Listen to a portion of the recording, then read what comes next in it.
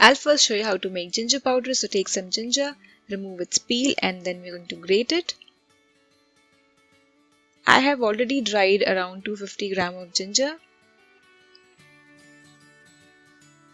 So once you've done peeling the ginger, take your grater and using that grate this ginger. Or you can also use your mixer grinder, just coarsely mince this ginger and then dry it. So I'm going to show you only one ginger because I've already dried 250 gram of ginger. So this is just to show you how to do it. So once you're done grating all the ginger, lay it on a steel plate, or you can take a thick plastic onto which you can lay it and dry under sun. You need to dry it for 2-3 days till the ginger become nice and crispy. Yes, you need to dry it under the sunlight. Once the ginger is dried, it will look like this. It will be very light and very crispy. I mean, you'll be able to break it. It will be free from all the moisture. Now we are going to grind this. So take the smallest pot of your mixer grinder jar because it is actually meant for dry grinding. So that will make it easier for you to grind this powder. I mean, to make powder out of this ginger. So you can see this ginger powder is ready. You can store this in an airtight container in your refrigerator and it will stay good for many months. Just keep it away from moisture.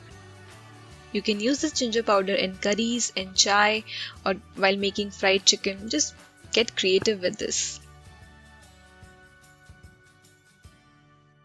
Now we'll see how to make onion powder. So I've already dried 1 kg onion, but just to show you, I've chopped 1 onion. So you can roughly chop an onion or you can thinly slice it and lay it over a steel plate or on a thick plastic, just the way we dry ginger and the way we normally dry chips and all in Indian homes.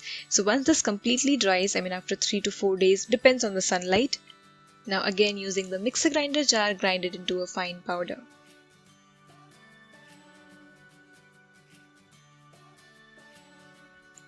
Similarly, grind rest of the onions.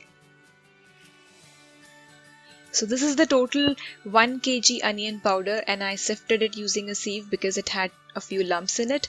So this onion powder can also be used to make fried chicken and in some dry preparation of masalas and many more things.